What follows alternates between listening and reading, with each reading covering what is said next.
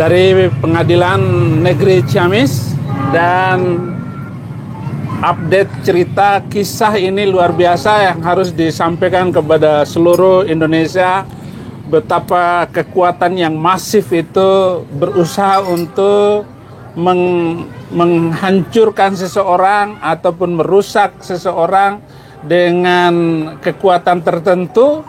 Negara menggunakan kekuatan polisi untuk menangkap seseorang.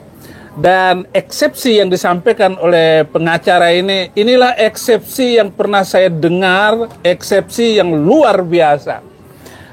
Kita langsung kepada tim pengacara kita, Pak Kamarudin dan rekan. Ya. Silakan, apa yang disampaikan tadi? Silakan.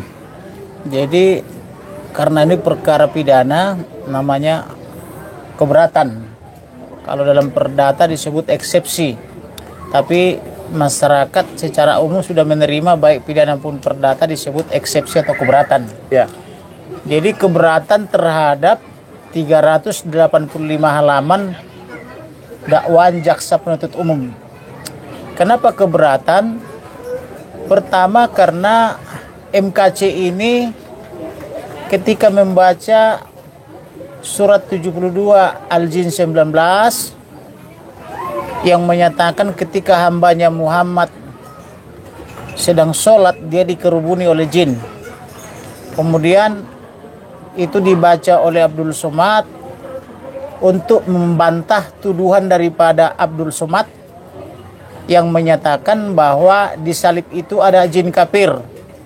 Maka MKC mengatakan bahwa tidak benar di salib ada jin kafir, tetapi yang benar adalah di surat 72 Al-Jin 19. Kemudian Abdul Somad berkali-kali mengatakan bahwa kafir dalam arti Yahudi, Nasrani, Katolik pasti masuk neraka. Akan tetapi MKC mengatakan bahwa ceramah atau tuduhan Abdul Somad itu tidak benar. Yang benar adalah bahwa golongan orang yang termasuk dalam surat 19 ayat 71 surah Al-Maryam itulah yang pasti masuk neraka karena merupakan suatu kemestian atau ketetapan daripada Allah gitu. Kemudian lagi-lagi MKC karena dia Pak Haji lama bekerja di Arab, dia paham betul tentang bahasa Arab. Banyak teman-teman kita orang Indonesia bisa melafalkan bahasa Arab tapi belum tentu mengerti berbicara dalam bahasa Arab. Tetapi terdakwa MKC atau klien kita dia fasih berbahasa Arab.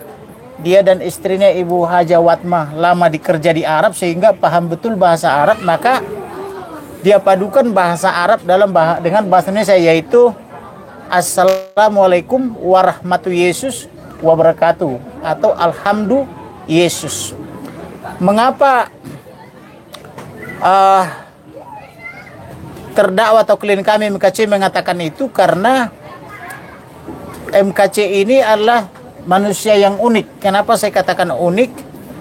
Dia seorang muslim atau yang beragama Islam tapi percaya bahwa Yesus adalah Tuhan dan juru selamat. Biasanya muslim itu secara umum hanya percaya Yesus atau yang disebut Isa itu adalah nabi atau utusan, hanya sebatas itu, tidak sampai kepada Tuhan.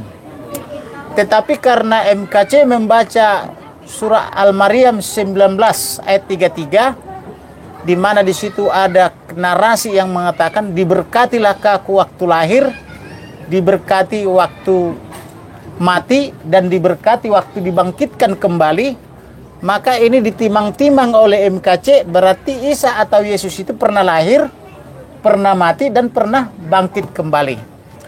Kemudian MKC lagi-lagi membaca surat yang menyatakan Isa itu adalah manusia tersuci, terkemuka di dunia dan terkemuka di akhirat. Maka MKC menimang-nimang dengan segala keterbatasannya, siapakah terkemuka di dunia, terkemuka pula di akhirat. Kalau terkemuka di dunia, kira-kira mungkin Raja Daud atau Raja Sulaiman. Itu pun belum tentu seluruh dunia tuh.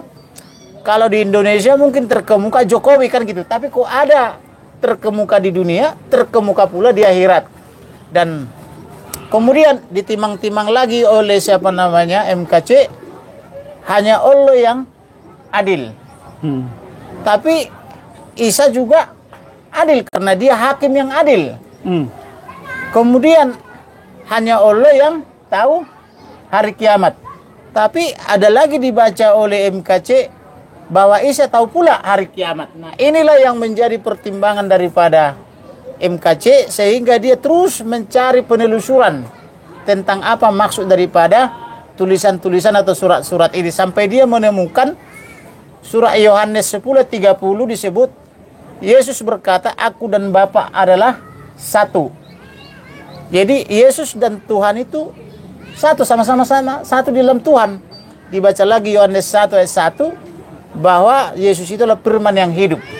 Belum lagi dibaca nubuatan mundur ribuan tahun ke belakang, kurang lebih 3.521 tahun yang lalu, di mana Musa di dalam kitab Ulangan 18 ayat 15 mengatakan bahwa seorang di antara saudaramu akan dibangkitkan. Seorang nabi, kan begitu? Nah, di antara saudaranya Israel, berarti dia dari keturunan Israel. Nah, itu mengarah kepada Yesus juga. Kemudian sekira 800 tahun lalu lagi dia baca lagi tuh kitab Yesaya 9 ayat 5 mengatakan seorang anak telah dilahirkan, seorang putra dibangkitkan, lambang pemerintahan ada di atas bahunya, namanya disebut penasihat yang ajaib, Tuhan yang perkasa. Loh, kok anak lahir disebut Tuhan yang perkasa, penasihat yang ajaib, kemudian raja damai. Jadi ada 7 nubuatan di dalam satu ayat dan itu sudah terjadi semua di dalam diri Yesus.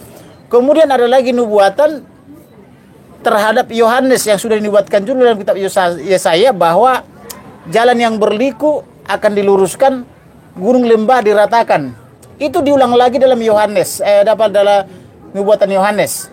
Kemudian ada lagi nubuatan itu dan terjadi di dalam diri perawan Maria bahwa seorang perawan akan melahirkan seorang anak, namanya disebut Immanuel. Immanuel artinya Tuhan bersama kita, artinya Tuhan dari surga datang bersama-sama dengan manusia. Manusia tidak bisa bersama-sama dengan Tuhan karena manusia kotor, Tuhan suci. Maka kalau yang suci ketemu yang kotor itu akan binasa. Tetapi karena dia datang berupa manusia, yaitu Yesus, maka kita bisa hidup bersama-sama. Inilah yang menjadi pemikiran bagi MKC, maka disebut Alhamdulillah Yesus. Artinya rahmat Tuhan Yesus bersamamu. Kemudian dia mengucapkan salam, perpaduan salam bahasa Arab dengan salam bahasa Indonesia. Jadi tidak ada tindak pidana di situ. Justru yang melakukan tindak pidana adalah penyidik dan jaksa. Jaksa karena menyebut kitab suci itu sebagai berita bohong. Dengan menerapkan pasal 14, yaitu pasal 14 ayat 1 dan 2 yang tidak pernah dilaporkan oleh pelapor, tapi ditambah-tambahin atau disisipkan oleh penyidik dalam petunjuk P19 jaksa dengan menyebut bahwa bacaan surat 72, 19 dan surat-surat lain itu adalah sebagai berita bohong. Artinya penyidik dan jaksa mengkriminalisasi kitab suci saudara-saudara kita umat Islam menjadi berita bohong. Kemudian disebut oleh jaksa menimbulkan keonaran katanya. Tapi tidak disebutkan kapan terjadi keonaran, di mana terjadi keonaran itu. Karena ini kan delik material bukan delik formil. Kalau delik formil itu artinya apa kata undang-undang. Kalau delik material harus terjadi. Contoh misalnya pembunuhan terencana kata gitu. Kalau tidak ada yang terbunuh, tidak ada pembunuhan. Paham maksudnya kan? Ya. Jadi tidak bisa hanya dibacakan pasalnya, harus ada akibatnya. Akibat pembunuhan kematian. Tanpa kematian tidak ada pembunuhan. Kurang lebih gitu. Itu namanya delik material. Jadi karena jaksa mengatakan akibat MKC atau terdakwa MKC membaca surat 72 Al-Jin 19 terjadi keonaran tanpa dia menyebut di mana keonaran itu terjadi, kapan dan apa akibatnya, maka dakwaan jaksa penuntut umum jadi batal. Kemudian tidak ada peringatan atau larangan dari polisi atau kepala Kapolri, tidak ada larangan dari Menteri Agama, tidak ada larangan dari Jaksa Agung, tidak ada larangan daripada Menteri Agama dan Menteri Dalam Negeri kepada MKC supaya itu tidak diucapkan. Dengan perkataan lain, itulah yang menyebabkan surat dakwaan prematur, belum waktunya dipidana, harus dilarang dulu dengan keras atau disebut disomasi atau diperingati.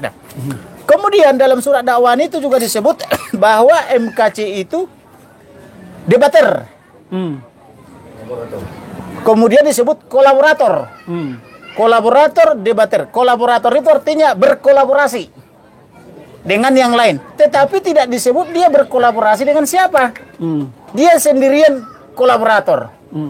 Dia sendirian debater. Tapi tidak disebut berdebat dengan siapa. Kalau disebutnya MKC berdebat dengan Pendeta Saifuddin Ibrahim. Itu masih pas. Tapi kalau disebut MKC berdebat sendirian. Atau berkolaborasi sendirian. Tidak ada sekutunya. Ini makanya surat dakwaan jaksa penuntut umum ini kabur, tidak jelas, tidak lengkap, tidak cermat. Jadi tidak cermat, tidak jelas, tidak lengkap. Tidak jelas, tidak lengkap menyebutkan dengan siapa dia berkolaborasi, dengan siapa dia berdebat. Nah, kemudian disebutkan lagi dalam surat dakwaan jaksa penuntut umum itu ada tulisan MKC sebagai terdakwa dan seterusnya dan seterusnya. Artinya dia melakukan perbuatan dan seterusnya. Kami aja yang ahli hukum tidak mengerti perbuatan apa itu dan seterusnya. Padahal surat dakwaan itu harus dibuat secara cermat, jelas dan lengkap. Artinya tidak memerlukan lagi penafsiran. Tapi dengan saudara jaksa penuntut umum yang di situ ada sebetulnya jaksa yang sangat senior namanya Sahnan Tanjung. Harusnya dia sudah harus paham bahwa dakwaan tidak boleh lagi ditafsirkan. Bisa saja saya menafsirkan bahwa yang dimaksud dan seterusnya adalah dengan kolaborasinya. Tapi bisa juga Martin misalnya menafsirkan dan seterusnya itu maksudnya dengan bacaan-bacaannya. Artinya ini masih memerlukan penafsiran. Maka dengan dakwaan masih memerlukan penafsiran. Dan kita tidak memanggil absi tafsir. Maka surat dakwaan menjadi batal demi hukum. Nah kemudian dalam surat dakwaan jaksa penuntut umum itu kan ada di situ disebutkan barang bukti. Tapi dari barang bukti itu tidak disebutkan apakah perolehannya sah atau tidak secara hukum. Namun faktanya surat dakwaan itu batal dihukum karena kenapa? Karena barang bukti itu diperoleh dengan kejahatan. Artinya penyidik Cyber Polri melakukan kejahatan, yaitu masuk ke rumah orang dengan cara paksa dan mendobrak. Yaitu disebut dengan pencurian dengan kekerasan atau pemberatan. Pasal 263 junto pasal 362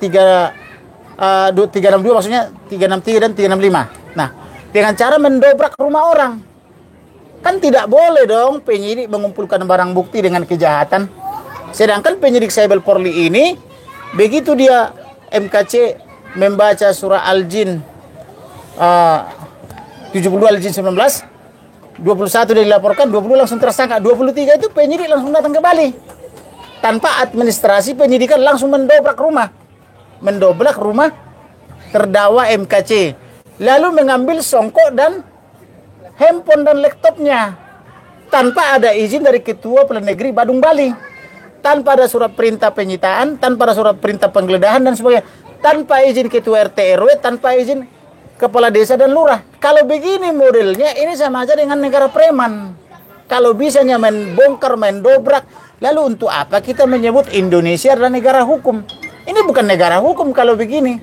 Ini negara preman kalau menurut saya. Kalau begini cara-caranya ya. Tetapi saya tidak mau mengatakan keseluruhan karena teman-teman polisi yang lain banyak yang melakukan penegakan hukum dengan cara yang benar. Nah, hal-hal inilah yang sedang tadi kami ajukan keberatan dengan menyebut surat dakwaan jaksa penuntut umum menjadi batal demi hukum. Karena kenapa? Karena dibuat secara tidak cermat, tidak jelas dan tidak lengkap. Kemudian secara formal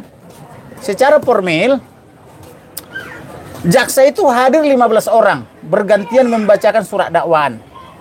Tetapi yang menandatangani surat dakwaan itu hanya Sahnan Tanjung. Tidak ada jaksa yang lain ikut tanda tangan. Jadi keberadaan 14 orang lagi di situ dari 15 jaksa itu dipertanyakan. Kalau kami nih misalnya kami kan 4 orang nih. Kamarudi Simanjuntak, Lukas, Desi dan Febri. Ada surat kuasanya. Maka kami berempat berhak membaca surat keberatan di hadapan majelis hakim dan di hadapan jaksa. Nah, kita pertanyakan di jaksa, kok yang tanda tangan 1, yang hadir 15 orang dan yang membaca 14 sampai 15 orang. Oleh karena itu secara formal surat dakwaan itu karena hanya tanda tangan 15 orang tidak sah. Harus ada penjelasan yang menyatakan ada hubungan hukum 14 orang lagi jaksa itu dengan surat dakwaan ini, sehingga dia berhak. Contoh misalnya, jaksa itu kan memang satu kesatuan di negara Republik Indonesia di bawah Jaksa Agung. Advokat juga satu kesatuan di bawah Peradi, walaupun Peradi pecah. Jadi tidak bisa karena dia di bawah Jaksa Agung lalu jaksa-jaksa yang lain dihadirkan.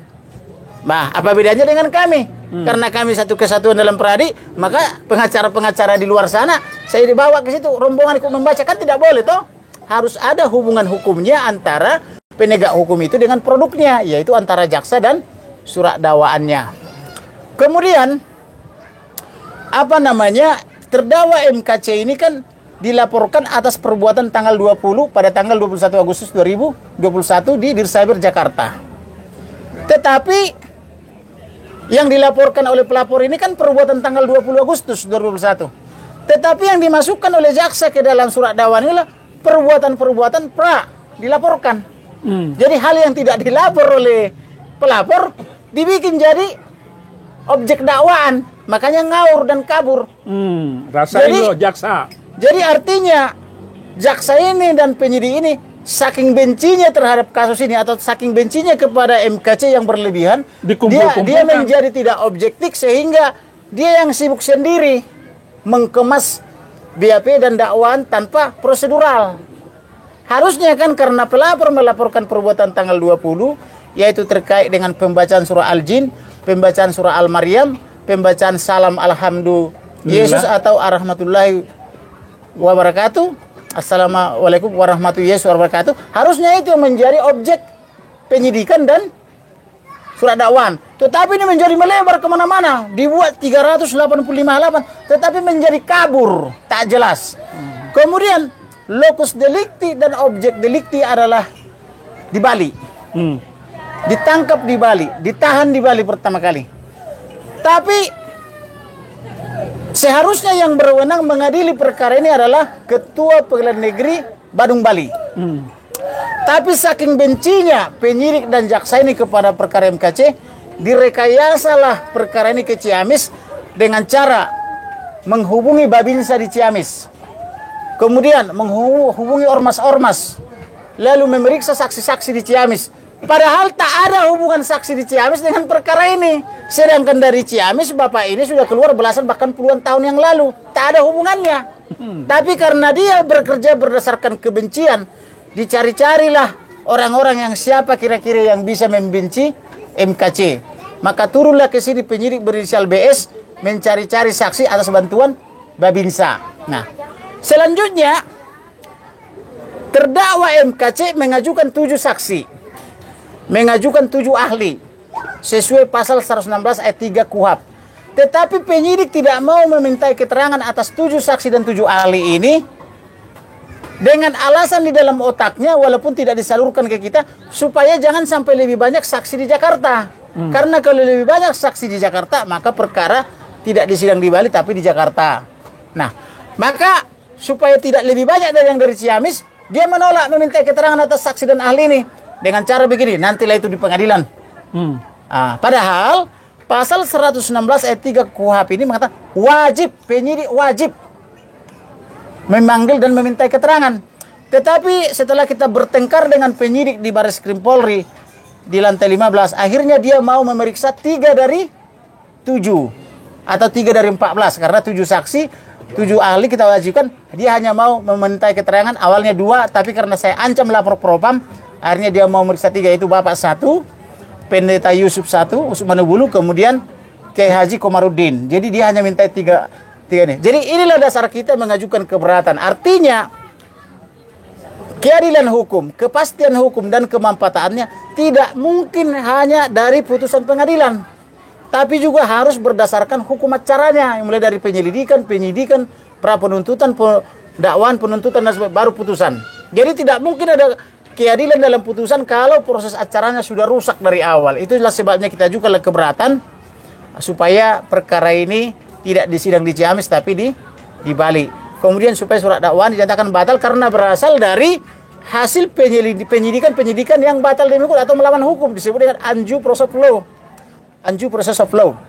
Itu kaitannya dengan integrated criminal justice system. Integrated criminal justice system itu artinya mulai penyidikan, penuntutan sampai putusan itu harus dipandang sebagai suatu kesatuan yang tidak bisa dipisah-pisahkan.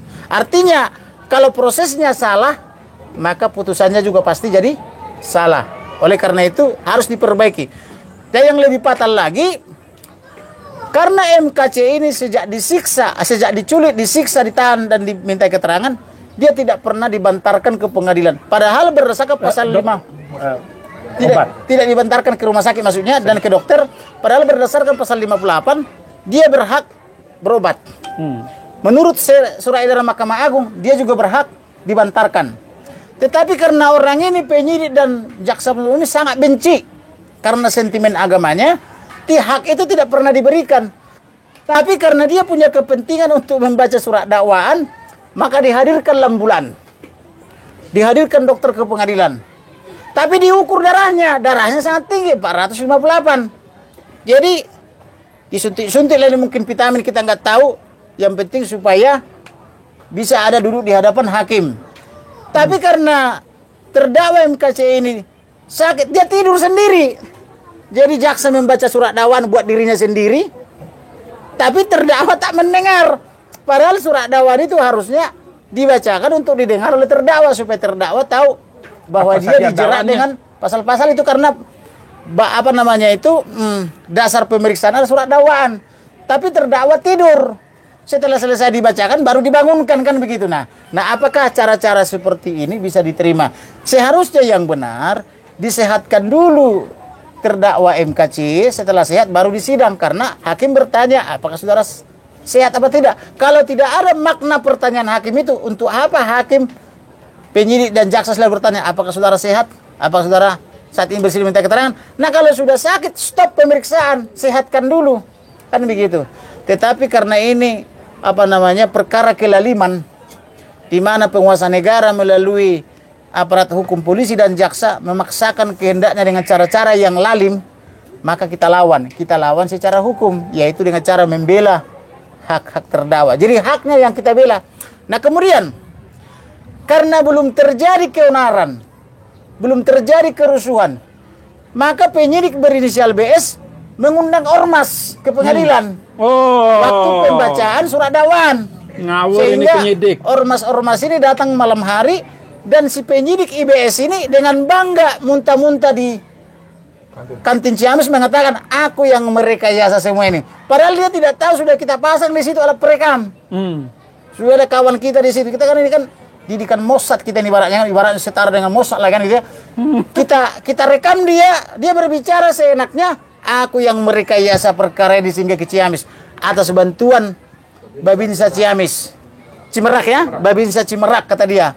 Kemudian jauh sebelumnya di awal bulan Oktober sudah datang 2 orang jaksa-jaksa atau pejabat jaksa dari Kejaksaan Agung yang tidak setuju dengan cara-cara mereka ini, memberitahu kepada kami dengan cara mengundang dengan sangat rahasia sampai 3 kali pindah restoran, mengatakan bahwa jaksa saya ini dalam tanda petik disebut mereka kadrun, walaupun saya nggak setuju sebetulnya karena saya tidak suka menyebut orang kadrun atau apa satu lagi itu kampret atau cebong, saya tidak setuju. Saya selalu menyebut manusia kan gitu. Tapi mereka menyebutnya kadrun dengan mengatakan orang ini sedang merancang kejahatan. Ini perkara akan dibawa ke Ciamis katanya. Lah saya bilang apa hubungannya Ciamis? Tetapi saya sedikit curiga juga. Nah maka benar di Oktober sudah dapat informasi bahwa penyidik berinisial EBS ini sudah beredar di seputar Ciamis. Ada yang menanyakan saya, dia sudah beredar di sana katanya. Nah, tapi karena itu masih laporan, belum fakta, kita belum bisa bertindak. Nah oleh karena itulah perkara ini segera kita gelar nanti di Barreskrim Polri, khususnya di Propam supaya kepada Propam menindak, kemudian nanti di Rewasum Polri, kemudian nanti di Karwasidik Polri, kemudian nanti di Jaksa Agung dan di Jaksa Agung Pengawasan. Pokoknya orang-orang yang nakal ini harus kita lawan secara hukum. Bila perlu dipecat atau diganti. Masih banyak manusia-manusia yang baik yang siap jadi penyidik, siap jadi jaksa. Tetapi belum dapat kesempatan. Kenapa? Orang ini punya kewajiban benar dan baik. Kenapa dia punya kewajiban benar dan baik? Karena dia menikmati uang kita, pajak kita. Kecuali dia pakai uang leluhur dia, urusan dia.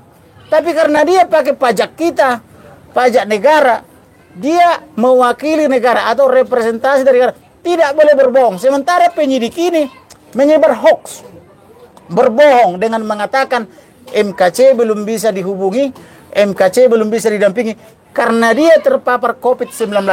Padahal sampai detik ini belum ada bukti berupa PCR atau berupa apapun yang menyatakan MKC terpapar COVID.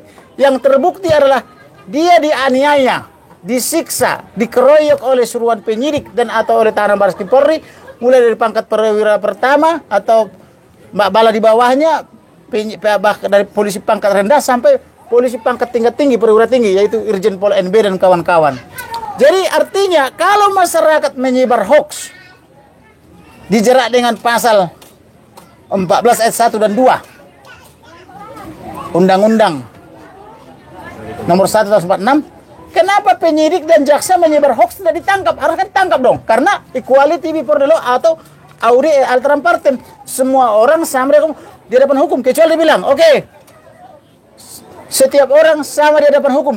Tidak boleh menyebar hoax kecuali polisi dan jaksa. Kalau itu baru kita ini. Karena tidak ada pengecualian polisi dan jaksa menyebar hoax boleh, maka polisi dan jaksa yang merekayasa dan menyebar hoax ini akan kami proses segera di Baris Krim Polri. Kira-kira begitu Bapak. Itulah tadi topik-topik eksepsi kita.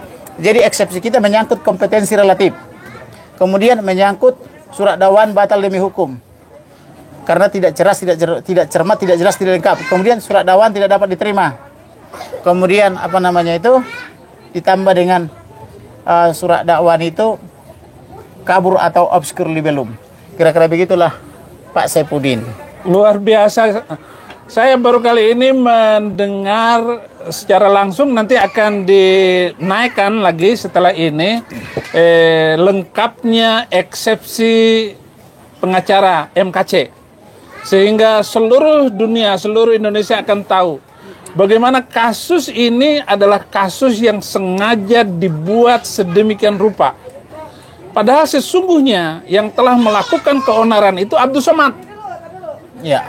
MKC ini hanya korban. Adalah korban yang dipakai oleh polisi, di mana negara menggunakan tangan polisi untuk menangkap dan menyiksa MKC. Dan itulah yang sudah dilaporkan oleh tim pengacara kami kepada Polri, bahkan kepada Presiden, agar penyidik ini mereka harus dihukum. Bahkan tadi juga di dalam permohonan kepada hakim agar penyidik dan JPU ini harus dihukum, diperiksa. Barulah terjadi keadilan di dalam hukum MKC. Dan MKC benar-benar dijadikan korban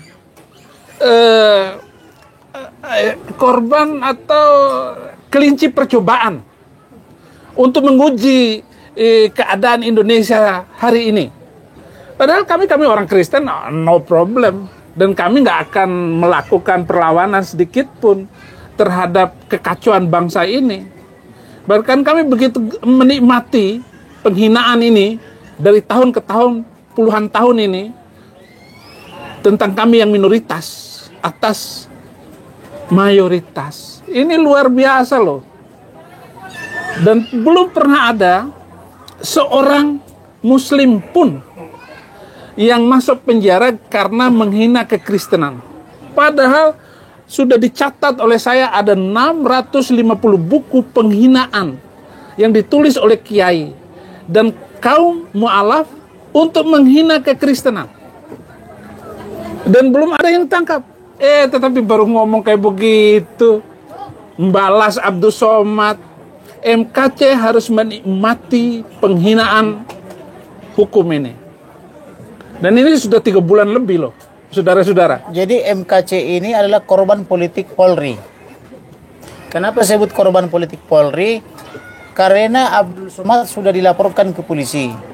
Kemudian Yahya Waloni sudah dilaporkan sejak April 2021. Tetapi untuk menangkap Abdul Somad, bahkan Jenderal Perwira Polri mengaku tidak punya keberanian dengan alasan politis. Katanya banyak politisi yang melindungi Abdul Somad sehingga Jenderal Polisi tidak berani. Itu ada WhatsApp-nya ke saya bisa buktikan.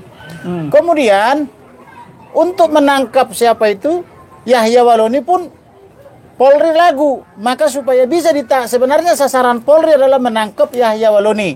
Tetapi supaya penangkapan Yahya Waloni kondusif, maka dikorbankan dulu MKC. Jadi dilapor dulu MKC oleh mitra polisi tanggal 21 Agustus 2021 atas video atau upload daripada MKC tanggal 20. Padahal MKC sudah lidik dari April sampai dengan Agustus. Jadi supaya penangkapan Yahya Waloni ini kondusif atau tidak heboh, maka lebih dulu ditangkap dari kalangan Kristen. Katakanlah kalau kita sebut secara material dia Kristen, secara formal Islam, ditangkap dulu MKC. Setelah ditangkap MKC, berapa hari kemudian ditangkaplah Abdul Somad, tapi langsung dibawa ke rumah, ditangkaplah Yahya Waloni, langsung dibawa ke rumah sakit atau dibantarkan. Tetapi nasib MKC jauh lebih tragis dari Yahya Waloni karena dia disiksa, diculik, ditangkap, ditahan, disiksa, dan dipaksa makan peses. Sedangkan Yahya Waloni tidak mendapat perlakuan yang sama.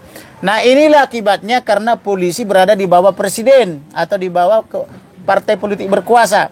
Inilah yang sedang kita perjuangkan, bagaimana supaya polisi menjadi independen, supaya polisi tidak menjadi politisi. Karena beberapa kali saya laporkan penguasa atau dari orang-orang partai berkuasa, polisi selalu melempem begini, tidak ada taringnya.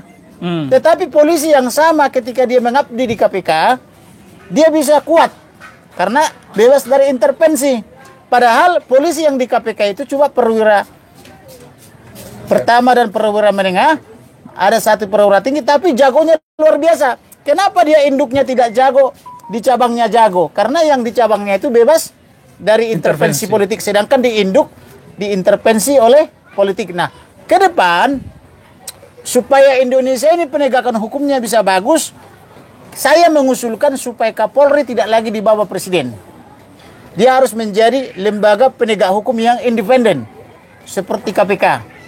Sepanjang Kapolri bisa diintervensi atau Kapolda bisa diintervensi oleh Senayan atau istana, maka tidak mungkin ada penegakan hukum yang benar. Ini cuma pura-pura dan sandiwara aja. Jadi ke depan supaya masyarakat Indonesia mari bersama-sama menguatkan Polri supaya Polri benar-benar tumbuh menjadi lembaga penegak hukum yang profesional, bukan lembaga politisi penegak hukum. Kira-kira begitu, Bapak. Iya. Dari Pak Martin ada tambahan nggak? Maksud saya tambahnya begini. Apakah kalau Abdul Somad ditangkap dikasih makan kotoran nggak nanti? Supaya adil.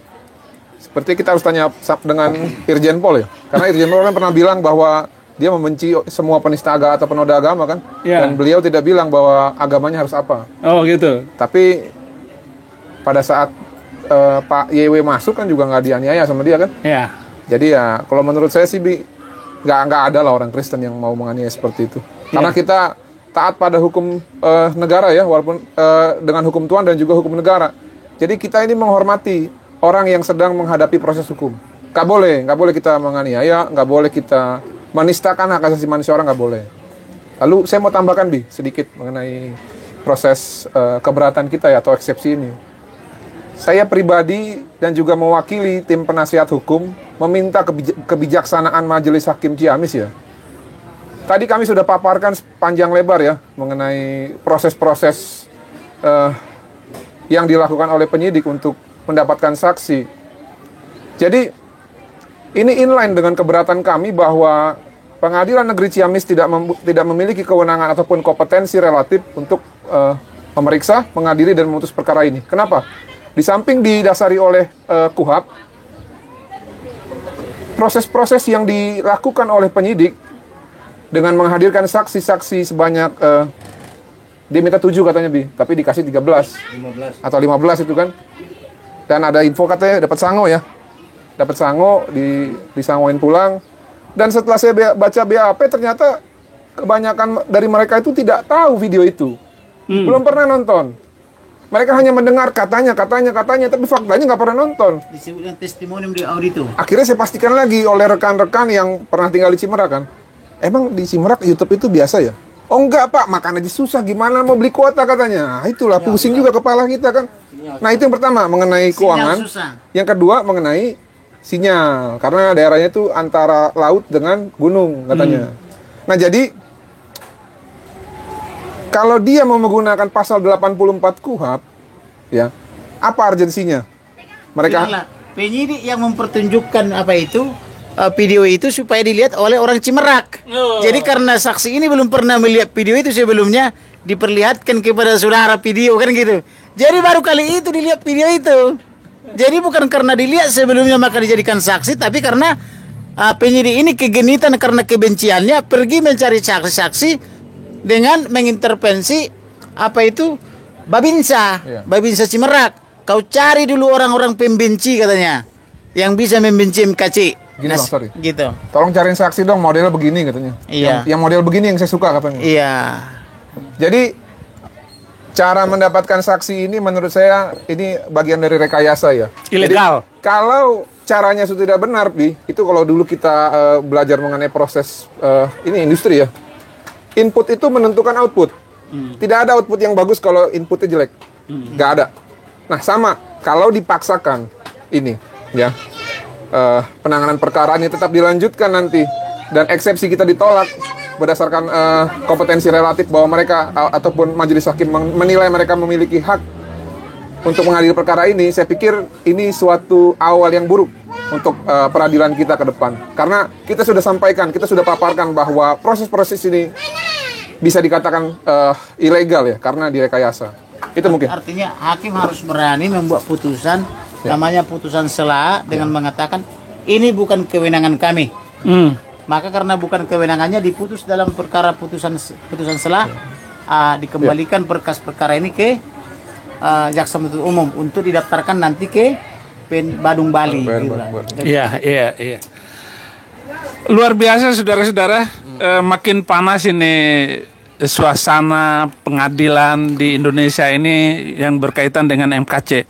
Tapi saya percaya rencana Tuhan ataupun bagaimanapun dia punya semau dia. Bukan semau penyidik, bukan semau jaksa ataupun hakim dunia. Tapi semuanya biar kita serahkan Satu kepada lagi, Tuhan. Pak Pendeta. Masih ada lagi? Masih ada lagi. Jadi tadi rupanya ada dari antara teman-teman kita yang membuat live streaming. Iya. Itu jaksanya ketakutan sampai bergetar. Oh. Mengadu ke hakim. Bu Hakim, ada live streaming atas sidang ini. Jadi yang ditakuti apa ini? Jaksa ini justru live streamingnya. Padahal ini persidangan terbuka untuk umum. Siapa saja boleh melihat. Artinya karena siapa saja boleh melihat persidangan ini, maka seperti persidangan-persidangan lain di Jakarta dan sebagainya atau di luar negeri, maka boleh disiarkan ke seluruh dunia. Ya. Namanya juga sidang terbuka untuk umum, kecuali perkara kesusilaan itu tertutup. Perkara rumah tangga tertutup.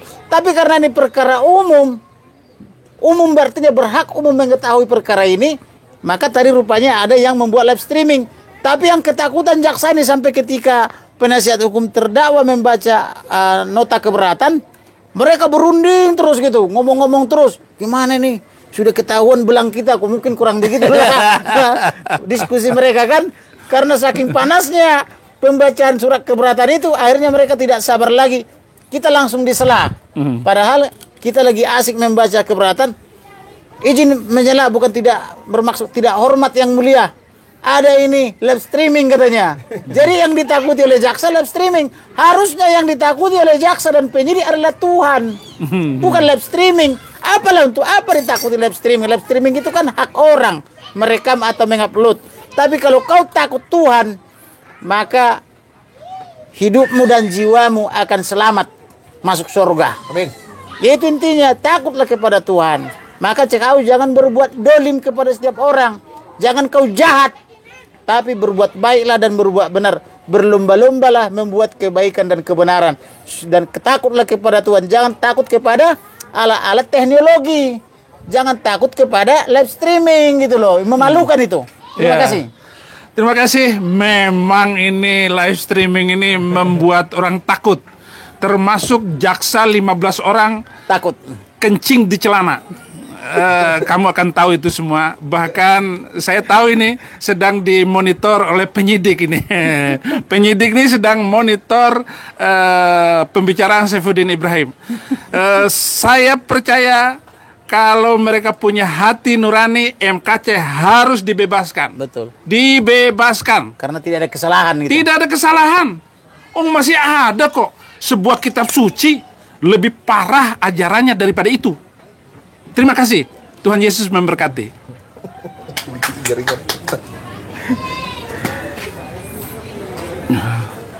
Baru kitab suci.